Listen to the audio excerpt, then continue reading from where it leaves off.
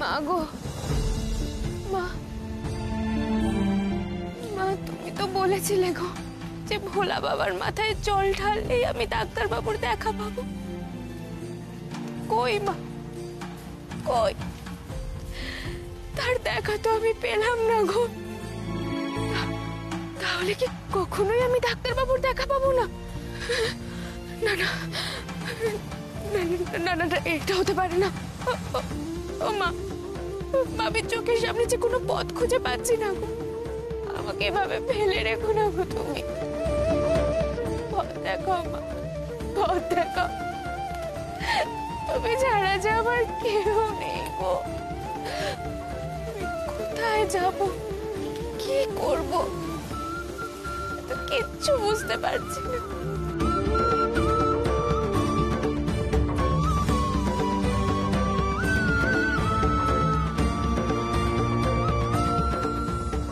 সাধু বাবা, সাধু বাবা আপনি? বাবা, বাবা আপনি আমাকে পথ দেখান না বাবা, আমি তো কিচ্ছু বুঝতে পারছি না। আর আমার ডাক্তার বাবু সে কোথায় বাবা, আমাকে বলে দিন, আমি যে কিচ্ছু বুঝতে পারছি না।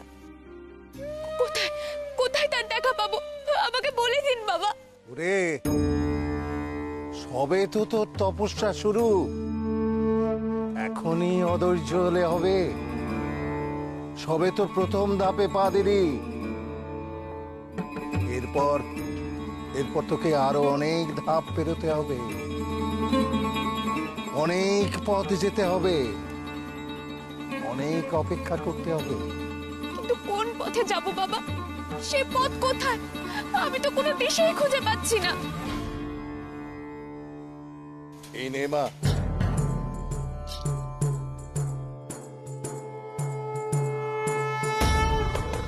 এটা তোর কানে দে।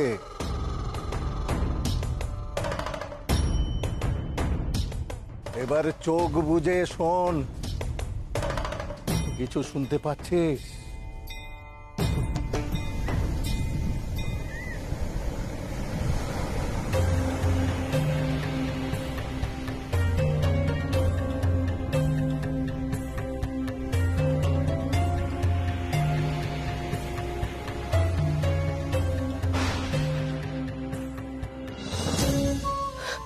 বাবা, আমি তো সমুদ্রের গর্জন শুনলাম, আমার চোখের সামনে তো সমুদ্র ছিল। ওই তোর পথ, ওই বালুকা রাশি, ওই তোর গন্তব্য। ওইখানে পৌঁছতে পারলেই তুই তাকে ঠিকই দেখতে পারবি, ওই অসীম সমুদ্র। সত্যি বাবা, সত্যি ওখানে গেলে ডাক্তার বাবুর সাথে দেখা হবে? বলুন না বাবা, সত্যি? সাধু বাবা, সাধু বাবা,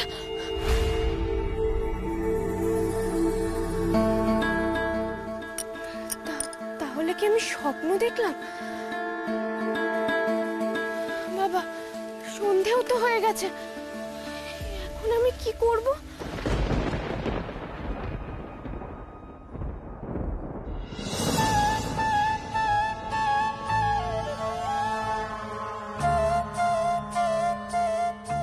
এই তো সেই শঙ্খ, তার মানে আমাকে সাধু বাবার দেখানো পথে যেতে হবে, সমুদ্রে,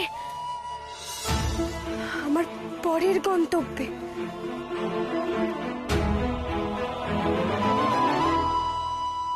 যাক, জ্বরটা ছেড়েছে শেষ পর্যন্ত। শরীরে আর কোনো অসুবিধা নেই তো? না স্যার, আমি একদম ফিট। হ্যাঁ, টেস্ট রিপোর্টগুলো সব ঠিক আছে।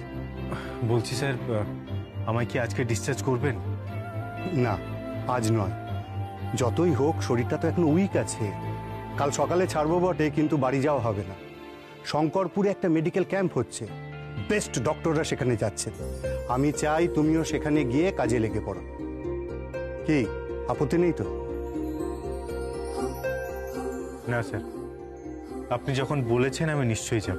হ্যাঁ শোনো, তুমি ওখানে যাও, দেখো ভালো লাগবে। সমুদ্রের হাওয়ায় তোমার শরীর মন একেবারে ফ্রেশ হয়ে যাবে। Okay sir. আমি যাব।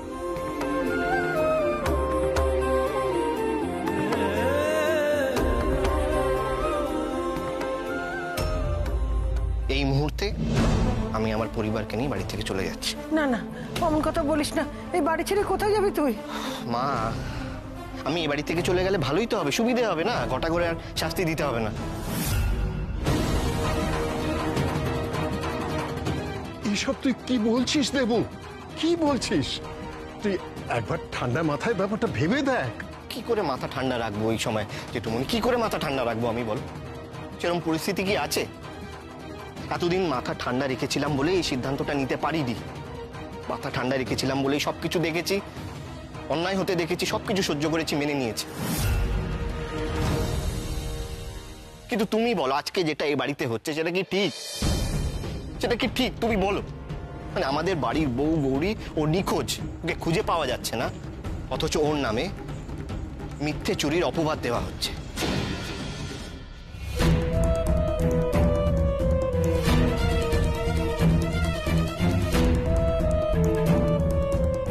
কি বলছিস কি তুই? কোনো মিথ্যে অপবাদ দেওয়া হয়নি কাউকে না। যেটা সত্যি সেটাই বলা হয়েছে, আর এটা কোনো মিথ্যে অপবাদ নয়। আর তুই আবার কি বলছিস? হ্যাঁ, কি বলছে ও? নিজে অন্যায় করে নিজে এত বড় মিথ্যে বলে এখন আবার অন্যের দোষ ধামাচাপা দেওয়ার চেষ্টা করছিস তুই। আচ্ছা ঠিক আছে, ঠিক আছে, তর্কের খাতিরে আমি ধরে নিচ্ছি, আমি মেনে নিচ্ছি যে গৌরী চুরিটা করেছে, অন্যায় করেছে, অপরাধ করেছে। তা আমরা হাত পা গুটিয়ে বসে আছি কেন? পুলিশ ডাকছি না কেন?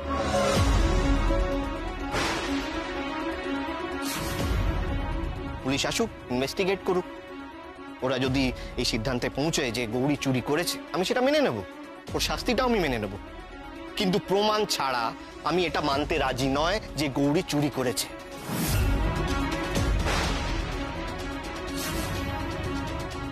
আমরা পুলিশকে ডাকি না, ওরা আসুক, ওরা বাড়িতে ইনভেস্টিগেট করুক, দোকানে ইনভেস্টিগেট করুক, সবকিছু ইনভেস্টিগেট করে দেখুক।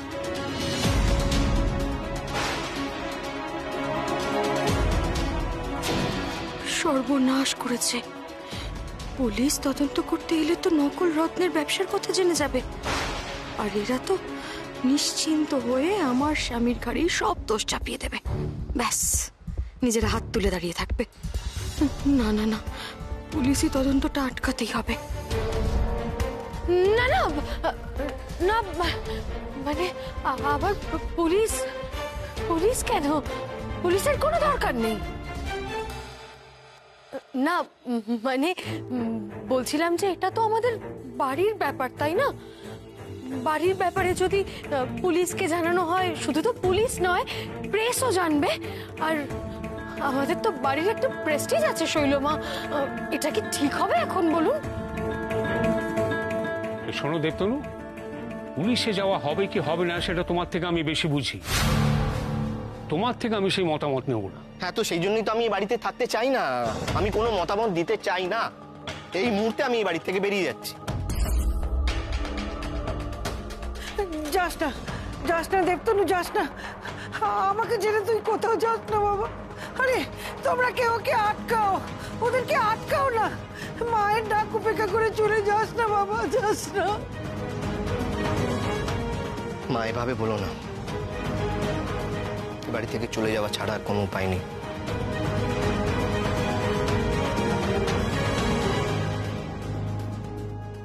দেবু, দেবু শোন, দেবু, দেবু চলে গেল,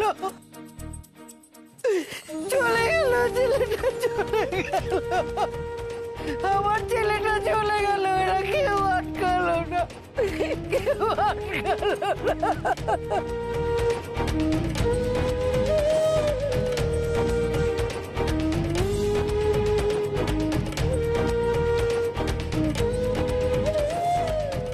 চোখের সামনে তো সবটা দেখতেই পাচ্ছ, কে কি বলবে একটু বলো তো।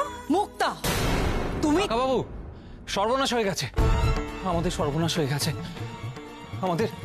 আমাদের সব কটা শোরুম বন্ধ হয়ে গেছে।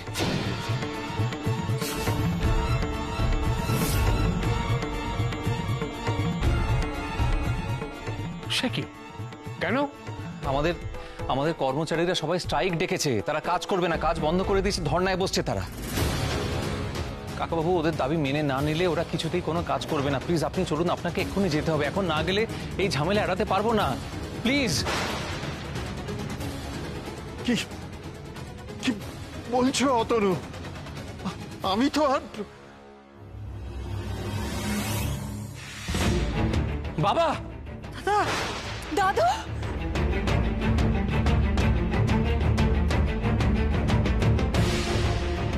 দাদু দাদু কি হলো? তোমার শরীর খারাপ করছে নাকি? দাদু কি হয়েছে? চোখের সামনে একটু একটু করে সব শেষ হয়ে যাচ্ছে, সব শেষ হয়ে যাচ্ছে। অথচ অথচ গৌরী এ বাড়িতে পা রাখার পর একটার পর একটা সুখবর এসেছে। আর আজ এই গোজাল বাড়ির এই অবস্থা, লক্ষ্মী ছাড়া হয়ে যাচ্ছে সংসার, একদম লক্ষ্মী ছাড়া হয়ে গেছে। কি করলে ঠাকুর, কি করলে?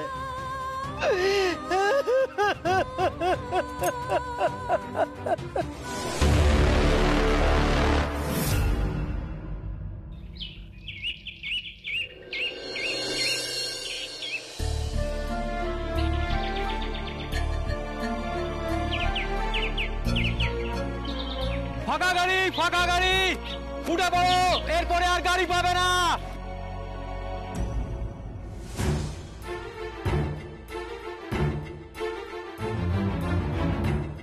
কোথায় যাবে?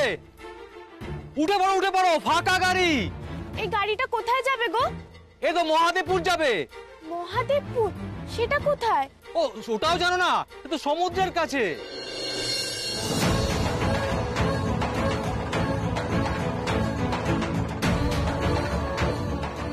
আমি তো সমুদ্রের গর্জন শুনলাম, আমার চোখের সামনে তো সমুদ্র ছিল। ওই তোর পথ, ওই বালুকা রাশি, ওই তোর গন্তব্য। ওইখানে পৌঁছতে পারলে তুই তাকে ঠিকই দেখতে পারবি। এই গাড়ি সমুদ্রের কাছে যাচ্ছে? বললাম তো, যাবে তো উঠে আসো, গাড়ি এক্ষুনি ছাড়বে। কি আশ্চর্য যোগাযোগ, এই গাড়িটা সমুদ্রের দিকেই যাচ্ছে। তার মানে মা নিশ্চয়ই ডাকছেন আমাকে সেখানে, সেখানেই নিশ্চয়ই ডাক্তারবাবুর সঙ্গে দেখা হবে।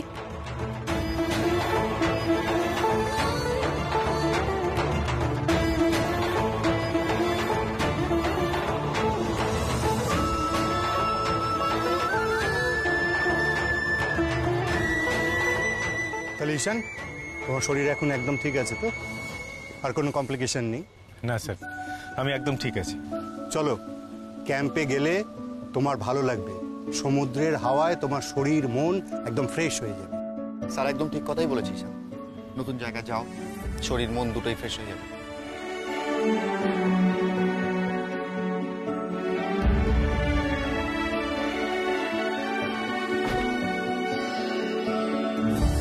আমি জানি না গৌরী তুমি কোথায় আছো, আমি জানি না তোমাকে কিভাবে খুঁজে পাবো, কিন্তু আমি হাল ছাড়বো না গৌরী।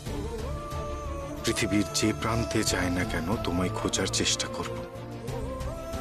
আমার মন বলছে একদিন না একদিন আমি তোমায় ঠিক খুঁজে পাবো গৌরী, ঠিক খুঁজে পাবো।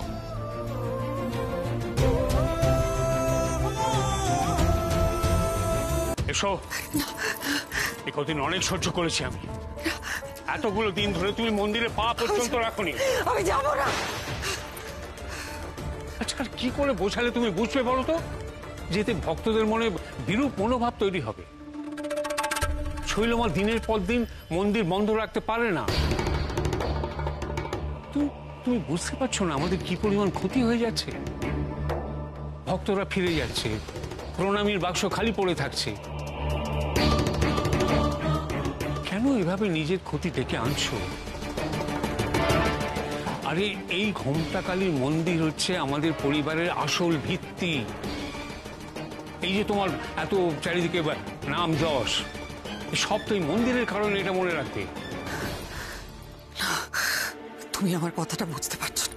কি করে আমি তোমাকে বোঝাবো? আমার ভালো লাগছে না, আমি যাব না, আমি যেতে চাই না, আমাকে যেতে দাও। আমি তোমার ইচ্ছে করুক আর নাই করুক, শৈলমাকে মন্দিরে যেতেই হবে, পুজো করতে হবে, ভক্তদেরও দর্শন দিতে হবে। এসো, যাও।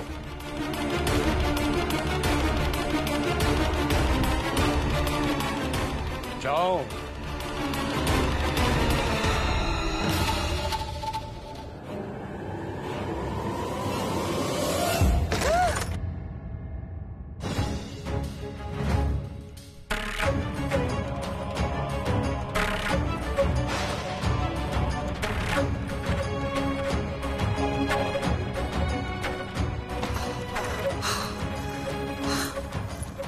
এটা কি হলো? কোনো হাওয়া বাতাস নেই।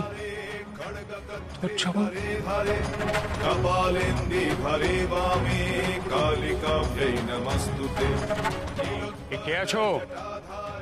এসো, দরজাটা খোলো। দরজাটা ঠেলে খোলো।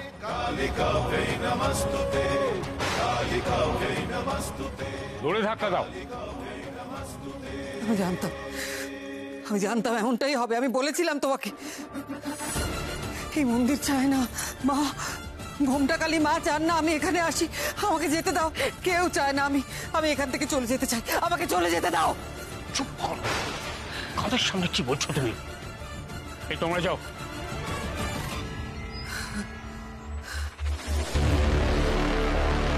আমি ভুল কি বলছি বাবা? আমি কোনো ভুল কথা বলছি না। তুমি তো নিজে দেখলে এটা। তুমি সত্যি করে বলো তো, এর কোনো উত্তর আছে তোমার কাছে? এর কোনো উত্তর আছে? আছে? পুরো দরজা, হয়তো দু একটা কবজা কিছু একটা হয়েছে, তাতে এত ভয় পাওয়ার কি আছে? আমি কোনো কথা শুনবো না শৈল, পুজো তোমাকে করতেই হবে। শৈল, সব আবার আগের মতন হয়ে যাবে, সব ঠিক হয়ে যাবে।